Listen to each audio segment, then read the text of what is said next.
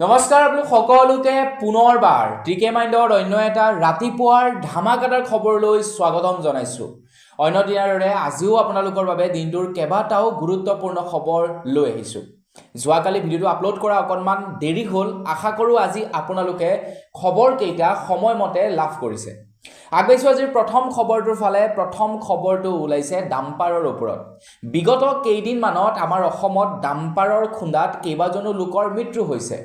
তাৰ পাছতেই অসমৰ মুখ্যমন্ত্ৰী ডক্টৰ হিমন্ত বিশ্ব শৰ্মা দেৱক ডাম্পাৰৰ ওপৰত একশ্যন মুডত দেখিবলৈ পোৱা গৈছে। যোৱাকালি নিশাৰে পৰা আমাৰ অসমৰ ৰাজপথত ডাম্পাৰৰ এগেইনষ্টত চলিছে বিশেষ অভিযান। আৰু সেই অভিযানত কোনো ডাম্পাৰে যদি অভাৰ স্পীডত যায়, মাল অভাৰ লৈ যায়, তেন্তে তেখেতলোকৰ এগেইনষ্টত এতিয়া অসম চৰকাৰে বিহিত ব্যৱস্থা ল'ব বুলি জনাইছে। তো এটা ৰিকুৱেষ্ট, ডাম্পাৰ আৰু আল্ট্ৰা আৰু ডাঙৰ ডাঙৰ বাছবিলাকলৈ পাৰিলে আপোনালোকে অকণমান শ্ল'লি যাবচোন, ইমান অভাৰ স্পীডত যোৱাৰ কি দৰকাৰটো আছে। আগবাইছোঁ ইয়াৰ পাছৰটো খবৰ ফালে। ইয়াৰ পাছৰ খবৰটো ওলাইছে কংগ্ৰেছৰ বিধায়ক প্ৰদ্যুৎ বৰদলৈৰ ওপৰত।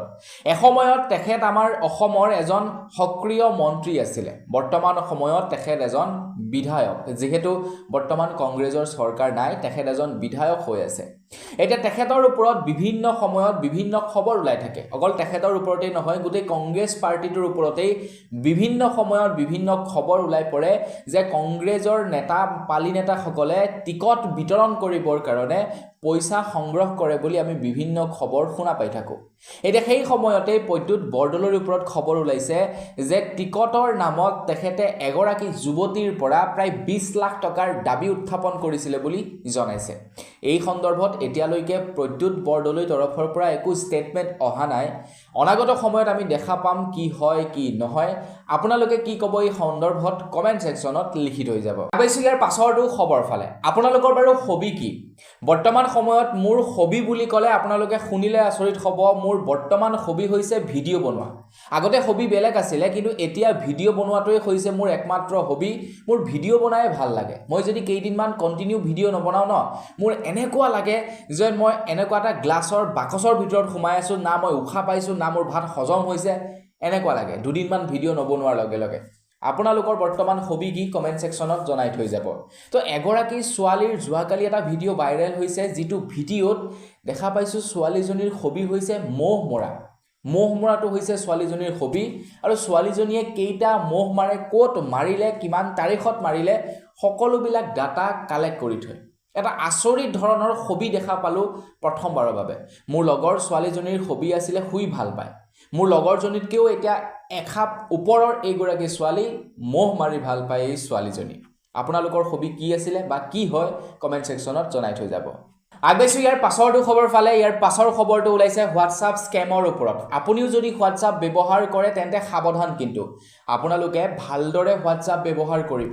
খবৰ ওলাইছে কোনোবা স্কেমাৰে হোৱাটছআপৰ জৰিয়তে বহু লোকক স্কেম কৰিছে। বৰ্তমানলৈকে প্ৰায় 597 জন ব্যক্তিয়ে হোৱাটছআপত হোৱা স্কেমৰ এগেইনষ্টত FIR ৰুজু কৰিছে বুলি জনাইছে। প্ৰথমে তেওঁলোকৰ হোৱাটছআপৰ একাউণ্টত বিভিন্ন ধৰণৰ মেছেজ আহে, ফটো আহে, ভিডিঅ' আহে বা বিভিন্ন ধৰণৰ লিংক আহে। কেনেবাকৈ যদি ফটো ডাউনলোড কৰি দিয়ে, কেনেবাকৈ যদি ভিডিঅ' ডাউনলোড কৰি দিয়ে, মোবাইলটো অট'মেটিকেলি হেকড হৈ যায়। গতিকে সাৱধান, আপোনালোকলৈও যদি কোনোবা অচিনাকি ব্যক্তিয়ে ভিডিঅ' পঠায়, ফটো পঠায়, বিভিন্ন লিংক পঠায়, সেইবিলাকত আপোনালোকে পৰাপক্ষত ক্লিক নকৰিব, নহ'লে আপোনালোকেও এই স্কেমৰ বলি হ'ব পাৰে। আগবাইছোঁ ইয়াৰ পাছৰটো খবৰ ফালে। ইয়াৰ পাছৰ খবৰটো ওলাইছে হাৰিয়ানাৰ জিন্দাল ইউনিভাৰ্চিটিৰ পৰা। খবৰ ওলাইছে হাৰিয়ানাৰ জিন্দাল ইউনিভাৰ্চিটিৰ বয়জ হোষ্টেলৰ এজন যুৱকে নিজৰ গাৰ্লফ্ৰেণ্ডক চুটকেছত ভৰাই আনিছিলে হোষ্টেলৰ ৰুমৰ ভিতৰলৈ, আৰু তাৰপিছত ধৰা পৰিলে। বৰ আচৰিত নহয়নে বাৰু? শুনিবলৈ কেনে লাগিছে বাৰু চাওকচোন। গাৰ্লফ্ৰেণ্ডক চুটকেছত ভৰাই নিজৰ ৰুমলৈ আনিছিলে আৰু ধৰা পৰি গ'ল। ধৰা পৰাৰ পাছতেই ছোৱালীজনী চুটকেছৰ পৰা ওলাই আহিছে। যুৱকজনে চুটকেছটো হোষ্টেলৰ ভিতৰলৈ লৈ আনোতে যুৱকজনে কৈছে, ইয়াতে মোক ঘৰৰ পৰা কিতাপ পঠাইছে, কাপোৰ কানি পঠাইছে। কিন্তু চিকিউৰিটি গাৰ্ডকেইজনে চাব বিচাৰিলে যে আমি প্ৰকৃততে চাব বিচাৰোঁ ইয়াৰ ভিতৰত কি আছে। ল'ৰাজনে প্ৰথমতে দেখুৱাব বিচৰা নাছিলে, কিন্তু অৱশেষত চিকিউৰিটিয়ে ধৰি চালে আৰু তাৰ পৰা এজনী ছোৱালী ওলালে। বাপৰে বাপ, বৰ আচৰিত টেকনিক কিন্তু আজমাইছিলে ল'ৰাজনে। আগবাইছোঁ ইয়াৰ পাছৰটো খবৰ ফালে। ইয়াৰ পাছৰ খবৰটো ওলাইছে কংগ্ৰেছৰ ওপৰতে। তো কংগ্ৰেছৰ যি নেকি টিকট বিতৰ্ক, মই আপোনালোকক ক'লোৱেই প্ৰদ্যুৎ বৰদলৈৰ ওপৰত বৰ্তমান এটা অভিযোগ আনিছে এগৰাকী যুৱতীক টিকট দিয়াৰ নামত 20 লাখ টকাৰ দাবী উত্থাপন কৰিছিলে।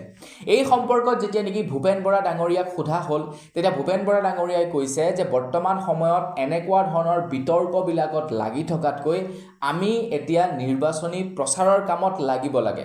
নিৰ্বাচন যেতিয়া পাৰ হৈ যাব তাৰ পাছতহে আমি সেইবিলাকৰ ওপৰত তদন্ত কৰিম বুলি জনাইছে। আৰু কোনো ব্যক্তিয়ে হাৰি নাযাব, যিমানেই ডাঙৰ নেতা নহওক কিয় কোনো নেতাই হাৰি নাযাব। যি নেতাৰ ভুলৰ কাৰণে নেকি উপযুক্ত প্ৰাৰ্থীয়ে টিকট নাপালে তেওঁলোকৰ ওপৰত এতিয়া একশ্যন লোৱা হ'ব বুলি জনাইছে ইলেকশ্যনৰ পাছত। এতিয়ালৈকে সেইবিলাকৰ ওপৰত কোনো ধৰণৰ একশ্যন নলয় কংগ্ৰেছে। আগবাইছোঁ ইয়াৰ পাছৰটো খবৰ ফালে। ইয়াৰ পাছৰ খবৰটো ওলাই পৰিছে অসম প্ৰদেশ কংগ্ৰেছৰ মুখপাত্ৰ ৰিতম সিঙৰ ওপৰত। ৰিতম সিঙক যোৱাকালি আকৌ এবাৰ এৰেষ্ট কৰিলে। ৰিতম সিঙে মৰিগাঁৱৰ গোচৰত জামিন লাভ কৰি অহাৰ পাছতেই লগলগ আকৌ তেখেতক অন্য এটা গোচৰত এৰেষ্ট কৰিলে বুলি খবৰ ওলাইছে। মানে ৰিতম সিঙক আপোনালোকে এইবাৰ নিৰ্বাচনৰ সময়ছোৱাত দেখা নাপাব। মানে নিৰ্বাচনৰ পাছতে দেখিলে হয়তো আপোনালোকে ৰিতম সিঙক দেখিব পাৰে। আৰু যোৱাকালি এটা ভিডিঅ' দেখা পাইছোঁ ৰিতম সিঙক যি সময়ত নেকি এৰেষ্ট কৰি লৈ গৈছিলে সেই সময়ত ৰিতম সিঙৰ দেউতাকে বাধা প্ৰদান কৰিছিলে, কিন্তু তেখেতক গতিয়াই দিয়া হৈছে। এইটো কৰিব নালাগিছে অৱশ্যে, বয়োজ্যেষ্ঠ মানুহ, এজন বয়সীয়াল মানুহ তেনেকৈ গতিয়াই দিয়াটো বেয়া কথা। বাৰু যি কি নহওক ৰিতম সিং দোষী নে নিৰ্দোষী সেইটো আদালত আছে, আদালতে বিচাৰ কৰিব। আগবাইছোঁ ইয়াৰ পাছৰটো খবৰ ফালে। ইয়াৰ পাছৰ খবৰটো ওলাইছে EVM মেচিনৰ ওপৰত।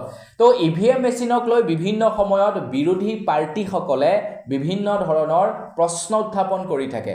বিৰোধী পাৰ্টিসকলে কয় যে EVM মেচিন হেক কৰিব পৰা যায়, EVM মেচিনৰ পৰিৱৰ্তে বেলট পেপাৰৰ জৰিয়তে নিৰ্বাচন কৰক ভাৰতবৰ্ষত। কিন্তু ইলেকশ্যন কমিশ্যন ডিপাৰ্টমেণ্টৰ ফালৰ পৰা কয় যে ভাৰতৰ EVM মেচিন সম্পূৰ্ণ ছিকিউৰ, সম্পূৰ্ণ ছেফ। EVM মেচিনক কোনো কাৰণতে কোনেও হেক কৰিব নোৱাৰে। সেই সময়তে আমেৰিকাৰ পৰা এটা খবৰ ওলাইছে। আমেৰিকা যুক্তৰাষ্ট্ৰই কৈছে যে EVM মেচিনক অতি সহজতে হেক কৰিব পৰা যায়।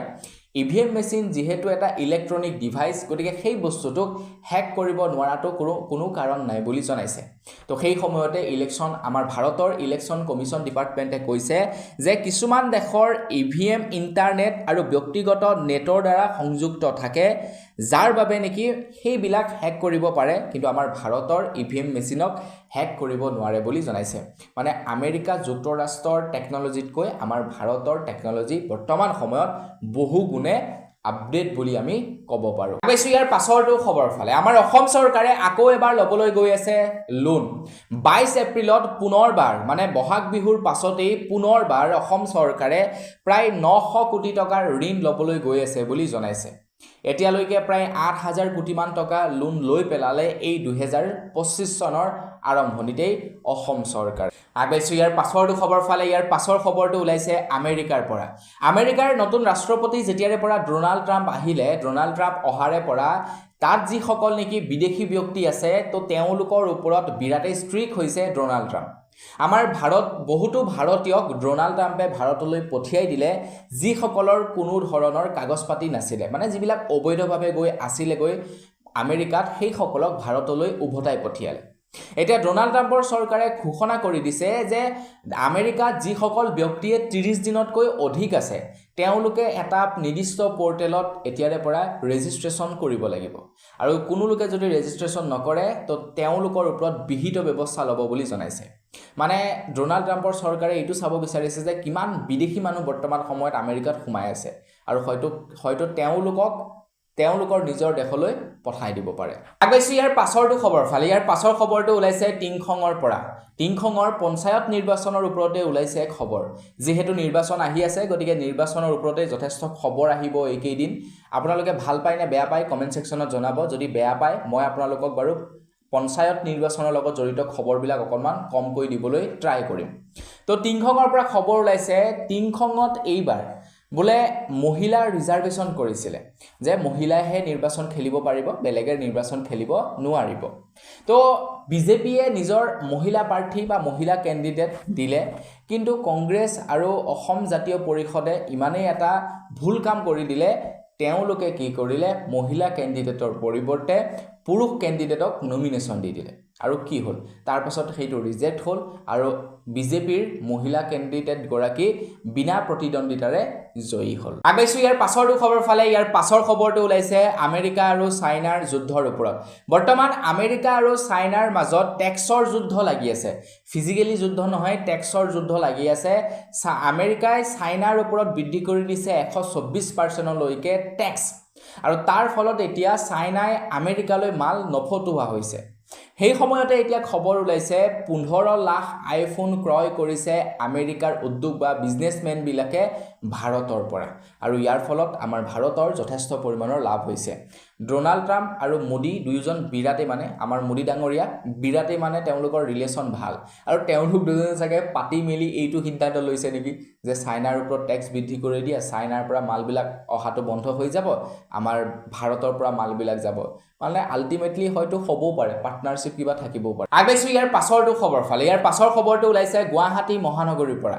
আপুনি যদি গুৱাহাটী মহানগৰীৰ পৰা এই ভিডিঅ'টো চাই আছে তেন্তে সাৱধান, আপোনালোকৰ ল'ৰা ছোৱালী বা আপুনি যদি বাইক অধিক স্পীডত চলায়, বাইক যদি মডিফিকেশ্যন কৰিছে, বাইকত যদি আপোনালোকে এক্সজষ্ট লগাইছে, তেন্তে সাৱধান, আপোনালোকৰ গাড়ী বা আপোনালোকৰ বাইকো গৈ কিন্তু থানাত থাকিবগৈ পাৰে।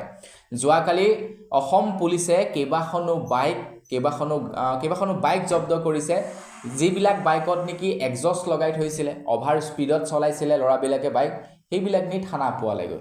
গতিকে সাৱধান, এক্সজষ্ট লগাই অভাৰ স্পীডত গৈ চাউণ্ড দেখুৱাব নালাগে, ষ্টাইল দেখাব নালাগে, নৰ্মেল এক্সজষ্টতে চলাব, নতুবা আপোনালোকে ষ্টাইল নেমাৰিব, অভাৰ স্পীডত নচলাব। আগবাইছোঁ ইয়াৰ পাছৰটো খবৰ ফালে। ইয়াৰ পাছৰ খবৰটো ওলাইছে ম্যানমাৰৰ পৰা। ম্যানমাৰত ভূমিকম্প হৈ যোৱাৰ পাছতেই এতিয়া ভাৰতে পঠাইছে ৰেস্কিউ টিম ম্যানমাৰলৈ বুলি। তো সেই সময়তে এটা ভিডিঅ' ভাইৰেল হৈছে আৰু আমাৰ ভাৰতক প্ৰশংসা কৰিছে প্ৰত্যেকখন ৰাষ্ট্ৰই। আমাৰ ভাৰতে ম্যানমাৰত যি নেকি ৰেস্কিউ অভিযান চলাই আছে, সেই ৰেস্কিউ অভিযানত ৰিয়েল কুকুৰৰ পৰিৱৰ্তে এতিয়া ৰবটিক্স ডগ ব্যৱহাৰ কৰিছে, আৰু তাৰ পাছতে এতিয়া ভাৰতক প্ৰশংসাৰে উপচাই পেলাইছে বিভিন্ন ৰাষ্ট্ৰই। আগবাইছোঁ ইয়াৰ পাছৰটো খবৰ ফালে। ইয়াৰ পাছৰ খবৰটো ওলাইছে সুধাকণ্ঠ ডক্টৰ ভূপেন হাজৰিকা দেৱৰ ওপৰত। খবৰ ওলাইছে অসম কেবিনেটে সিদ্ধান্ত লৈছে যে আমাৰ অসমত সম্পূৰ্ণ এটা বছৰ সুধাকণ্ঠ ডক্টৰ ভূপেন হাজৰিকাৰ বাৰ্ষিক আয়োজন কৰিব বুলি জনাইছে, আৰু এই বাৰ্ষিক অনুষ্ঠান আৰম্ভ হ'ব 8 ছেপ্টেম্বৰৰ পৰা 2026 চনৰ 8 ছেপ্টেম্বৰলৈকে। এক বছৰ ডক্টৰ ভূপেন হাজৰিকা বাৰ্ষিকী অনুষ্ঠান পতা হ'ব। আগবাইছোঁ ইয়াৰ পাছৰটো খবৰ ফালে। ইয়াৰ পাছৰ খবৰটো ওলাইছে অসম কেবিনেটৰ ওপৰত। অসম কেবিনেটে যোৱাকালি কেইবাটাও নতুন সিদ্ধান্ত লৈছে অসমৰ জনসাধাৰণৰ বাবে। তো সেই সিদ্ধান্ত কেইটানো কি আপোনালোকক জনাই দিওঁ। এটাটো ক'লোৱেই, ডক্টৰ সুধাকণ্ঠ ভূপেন হাজৰিকা দেৱৰ জন্মবাৰ্ষিকী এবছৰ পালন কৰা হ'ব। তাৰ পাছতে ঘোষণা কৰিছে আমাৰ অসমত এতিয়া কেইবাখনো সমজিলা ঘোষণা কৰিছে। তো তাৰে ভিতৰত হৈছে বকো, ছয়গাঁও, পলাশবাৰী, বৰচলা, ৰঙাপৰা, মাকুম, তিয়ক, মৰিয়নি, ধলাই, ডিব্ৰুগড় আৰু দুধনৈ সমজিলাৰূপে ঘোষণা কৰিছে।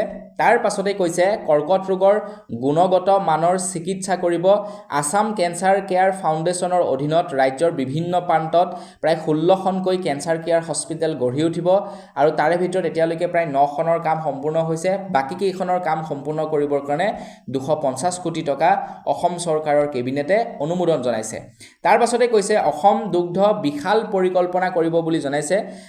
বোকাঘাট, ডিব্ৰুগড়, যোৰহাট আৰু বজালিত 4টাকৈ দুগ্ধ সংশোধন কৰা গোট স্থাপন কৰিব বুলি জনাইছে, মানে ডাঙৰ ফেক্টৰী স্থাপন কৰিব, ক'বলৈ গ'লে দুগ্ধ সমবায় স্থাপন কৰিব অসম চৰকাৰে। আগবাইছোঁ ইয়াৰ পাছৰটো খবৰ ফালে। আজিকালি অসম চৰকাৰে ধান ক্ৰয় কৰে, আজিকালি অসম চৰকাৰে সৰিয়হো ক্ৰয় কৰে।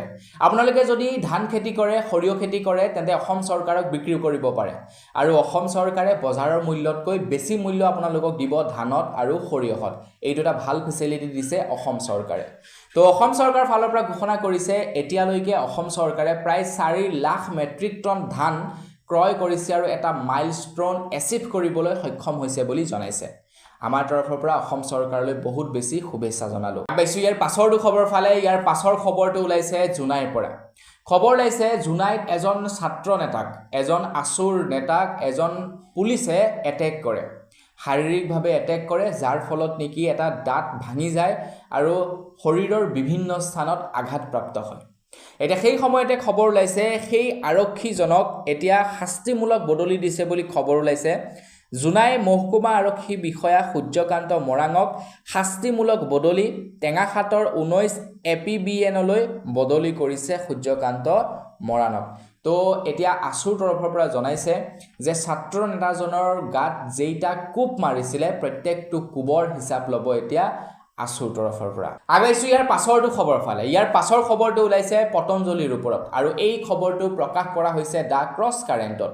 তো কিমান দূৰ সত্য কিমান দূৰ অসত্য ক'ব নোৱাৰিম। দ্য ক্ৰছ কাৰেণ্ট এটা বিৰাটেই মানে প্ৰতিষ্ঠিত নিউজ চেনেল, যিটোৱে নেকি ভুৱা বাতৰি খুব কমেই প্ৰচাৰ কৰে।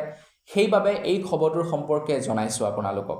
তো ৰেফাৰেঞ্চটো কৈ দিছোঁ কাৰণ এই খবৰটো অকণমান ৰিস্কি খবৰ। দ্য ক্ৰছ কাৰেণ্টে জনাইছে যে পতঞ্জলিৰ বাবা ৰামদেৱে পতঞ্জলিৰ কোম্পানীৰ আঁৰত ৰিয়েল ষ্টেটৰ তেখেতে কাম কৰে বুলি জনাইছে। বহুতো চৰকাৰী ভূমি তেখেতে বিভিন্ন লোকক বিক্ৰী কৰে আৰু লগতে তেখেতলোকে কমিশ্যন খায় বুলি জনাইছে। খবৰ লোৱা অনুসৰি সন্দেহজনক চেল কোম্পানী জন্ম দি ৰিয়েল ষ্টেটৰ ব্যৱসায়ী পতঞ্জলিৰ হাৰিয়ানাৰ চৰকাৰৰ পৃষ্ঠপোষকতাত ৰামদেৱৰ কোম্পানীৰ এক বৃহৎ লুণ্ঠন। ৰিপৰ্টাৰ্ছ কালেক্টিভিটৰ তদন্তৰ ফাদিল হৈছে পতঞ্জলিৰ বনাঞ্চল মাটিৰ ব্যৱসায় আৰু যাৰ ফলত যথেষ্ট পৰিমাণৰ টকা উপাৰ্জন কৰে পতঞ্জলিয়ে। তো এই বাতৰিটো যদি সঁচা হয় তেন্তে ইয়াৰ পৰা এইটোৱেই মানে এটা বুজি পাইছোঁ আৰু বৰ্তমান সময়ত আপোনালোকে যদি ধনী হ'ব বিচাৰে মানে লিগেল কাম কৰি ধনী পটকৈ হ'ব নোৱাৰে। এনেকুৱা কাম কৰিব লাগিব যিবিলাক কামত নেকি মানে অকণমান ৰিস্ক আছে, তাত কিন্তু পইচাও বহুত বেছি আছে। মানে সৎ পথত গৈ ইনকম কৰাটো বৰ্তমান সময়ত খুবেই কঠিন। আপোনালোকে সৎ পথত ইনকম কৰি EMI দিওঁতেই যাব। বাৰু যি কি নহওক, আজিৰ ভিডিঅ'ত জনাবলগীয়া খবৰ ইমানকেইটাই আছিলে। খবৰকেইটা জানি কেনে পালে কমেণ্ট কৰি জনাব। যদি ভাল লাগিলে লাইক এটা কৰিব। যদি ভিডিঅ'টো একদম টাইমত আহিছে প্লিজ ভিডিঅ'টো কিন্তু লাইক কৰিবলৈ নাপাহৰিব। বহুলোকে কৈ থাকে যে দাদা ভিডিঅ' তোমাৰ দেৰি কিয় হয়, ভিডিঅ' কিয় ৰেগুলাৰ আপলোড নকৰা। ইয়াতে বহুকেইটা কাৰণ জড়িত হৈ থাকে। এতিয়া মই ভিডিঅ' ৰেকৰ্ডিং কৰি থাকোঁতে প্ৰায় 2টা বাজিবলৈ হ'ল, 9 মিনিট বাকী আছে ভিডিঅ' মানে কমপ্লিট হওঁতে 9 মিনিট বাকী আছে। তাৰপিছত এডিট কৰিম, এডিট কৰি আপলোড কৰোঁ, মানে 3 বাজি যায় আপলোড কৰোঁতে। তাৰপাছত লগতো টোপনি নধৰে, শুওঁতে মেলোঁতে আকৌ অকণমান টাইম লাগি যায়।